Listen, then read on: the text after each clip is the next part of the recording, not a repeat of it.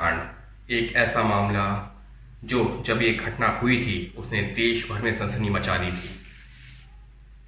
29-30 अप्रैल 1999 की रात में ये घटना घटी थी दिल्ली के महरौली के टैमरिंड कोर्ट में।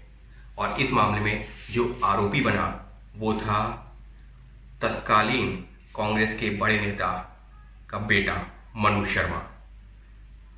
मामले की जब सुनवाई शुरू हुई तो मनु शर्मा को हिरासत में लिया गया और उसको तिहाड़ जेल भेजा गया। लेकिन अब मनु शर्मा, जिसको उम्र कैद की सजा हुई थी, वो बाहर निकल रहा है। उसकी उम्र कैद की जो बाकी बची हुई सजा थी उसको माफ कर दिया गया है। ये पूरा घटनाक्रम कैसे रहा है ये समझना भी बहुत जरूरी है। क्या मनु शर्मा को अपने रसूख का फायदा मिला है इसलिए कि वो एक बड़े राजनेता का बेटा था? इस पूरे घटनाक्रम को समझने के लिए हमको चलना होगा जब ये घटना घटी थी। उस दौरान जब ये घटना घटी तो मनु शर्मा को उसके साथियों के साथ गिरफ्तार किया गया। मनु शर्मा ने कई दिन जेल में गुजारे, लेकिन फिर उसको जमानत मिल गई। जमानत मिलने के बाद में मामले का ट्रायल चलता रहा और जब फरवरी 2006 में, यानी कि घटना के करीबन 7 साल बाद फैसला आया तो सभी आरोपियों को बरी कर दिया गया, ये कहते हुए कि सबूतों का अभाव था। अगले ही दिन अखबारों में जो खबरें छपी उससे हंगामा हो गया। देश भर में सवाल खड़े होने लगे। हेडलाइन दी गई, नो वन किल्ड जेसिका। और उसके बाद में दिल्ली हाई कोर्ट ने इस मामले पर संज्ञान लिया। हाई कोर्ट ने स्वतः संज्ञान लेते हुए केस की सुनवाई शुरू की और जब दिसंबर 2006 में फैसला आया तो निचली अदालत के फैसले को पलटते हुए मनु शर्मा समेत जो बाकी दोषी थे उनको दोषी करार दिया और उस मामले में मनु शर्मा को उम्र कैद की सजा हुई। इसके बाद मनु शर्मा सुप्रीम कोर्ट गया और सुप्रीम कोर्ट से भी उसको राहत नहीं मिली। उम्र कैद की सजा बरकरार रही। यानी साल 2006 के बाद से ही, दिसंबर 2006 के बाद से ही मनु शर्मा जेल में था, दिल्ली की तिहाड़ जेल में। ये कहा जाए कि वकीलों ने भी शायद मनु शर्मा को समझाया होगा, खुद मनु शर्मा को भी समझ में आया होगा कि अगर वो बार बार बेल देता रहेगा तो उसके जो जेल में जो गुजारा हुआ वक्त है वो कम होता रहेगा। इस वजह से मनु शर्मा ने बेल भी नहीं ली, वो जेल में ही रहा। इस दौरान लगातार वक्त गुजरता रहा और साल 2019 आते आते मनु शर्मा ने जेल प्रशासन के सामने एक अर्जी लगाई जिसमें यह कहा गया कि उसकी जो बाकी की सजा है वो माफ कर दी जाए, क्योंकि नियम ये कहता है कि कोई भी ऐसा दोषी जिसको उम्र कैद की सजा मिली हो और वो 14 साल का वक्त जेल के सलाखों के पीछे गुजार चुका हो तो उस पर पुनर्विचार किया जा सकता है। उसकी सजा पर बाकी बची हुई सजा को माफ किया जा सकता है या जो आगे के दिनों की सजा है उसको माफ किया जा सकता है, लेकिन उसके लिए एक कमेटी होती है। जो कमेटी ये तय करती है कि क्या वाकई में सजा माफ की जानी चाहिए।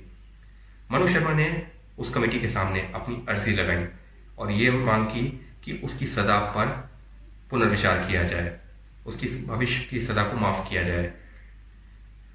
तो उस कमेटी के सामने जब पहली अर्जी गई तो उसको खारिज किया गया, दूसरी गई उसको खारिज किया गया। इस तरह से 6 अर्जियां आई और जब आखिरी अर्जी यानी कि छठी अर्जी उस कमेटी के सामने आई तो कमेटी ने पाया कि मनु शर्मा का जो आचरण रहा है पिछले 14 साल के दौरान, जो जितना भी वक्त उसने जेल में गुजारा है वो अच्छा रहा है और अच्छे आचरण के आधार पर मनु शर्मा की जो बाकी की सजा है या जो भविष्य की सजा है उसको माफ किया जाना चाहिए। कमेटी ने अपना सुझाव दिल्ली सरकार के पास भेजा। दिल्ली सरकार ने उपराज्यपाल के पास और उपराज्यपाल ने उसको मंजूरी दे दी और मनु शर्मा की जो भविष्य की सजा थी उसको माफ कर दिया गया, क्योंकि सजा उम्र कैद की थी। लिहाजा 14 साल की सजा पूरी करने के बाद में मनु शर्मा अब बाहर निकल रहा है।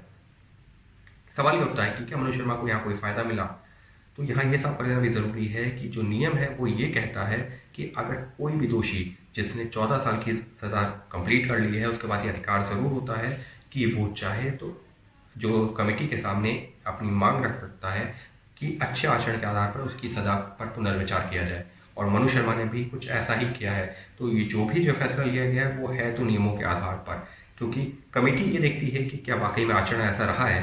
और मनु शर्मा के लिए जो वक्त वक्त पर खबरें सामने आई कि क्योंकि वो खुद पढ़ा लिखा था तो लोगों की मदद करता था, लोगों को वहाँ पर जो है पढ़ाने लिखाने में, उसके अलावा गार्डनिंग में, उसके अलावा लाइब्रेरी संभालने में, तो इस तरीके के कई अच्छे काम कर रहा था। और शायद यही वो आधार बना जिसके आधार पर कमेटी ने, जो सेंटेंस रिव्यू कमेटी होती है, उसने, सेंटेंस रिव्यू बोर्ड ने ये सलाह दी, ये सुझाव दिया कि मनोज शर्मा को अच्छे आचरण के आधार पर रिहा किया जाना चाहिए, जिसको मान लिया गया है। तो घटना के 21 साल बाद अब मनोज शर्मा रिहा हो गया है। मनोज शर्मा, वो मनोज शर्मा जो एक पढ़ा लिखा नौजवान था लेकिन जसिका का हत्यारा बन गया था, अब उसकी सज़ा पूरी हो गई है, क्योंकि जो भविष्य की सज़ा थी उसको माफ़ कर दिया गया है। 14 साल की सज़ा का वक्त पूरा हो गया है, लिहाजा उसकी सज़ा पूरी हो गई है और अब वो जेल से बाहर आ रहा है। एक छोटी सी गलती, या ये कहा जाए कि उस दौरान जो उस आवेश में आकर जो उसने गलती जो की थी या जिस घटना को दोहराया था, वो उसके जीवन के लिए कितनी मुश्किल भरी हुई, ये भी समझ में आता है। क्योंकि एक पढ़ा लिखा नौजवान किस तरह से जेल की सलाखों के भीतर रहा, और अब जबकि उसकी सज़ा पूरी हुई है, या ये कहा जाए कि जो भविष्य की सज़ा थी वो माफ़ कर दी गई, तो अब उसको मिला है बाहर निकलने का मौका। तो एक गुनहगार जो अपनी सज़ा 14 साल की सज़ा पूरी की, भविष्य की सज़ा माफ़ हुई और अब उसको बाहर निकलने की इजाज़त दे दी गई है, और वो भी नियमों के हिसाब से।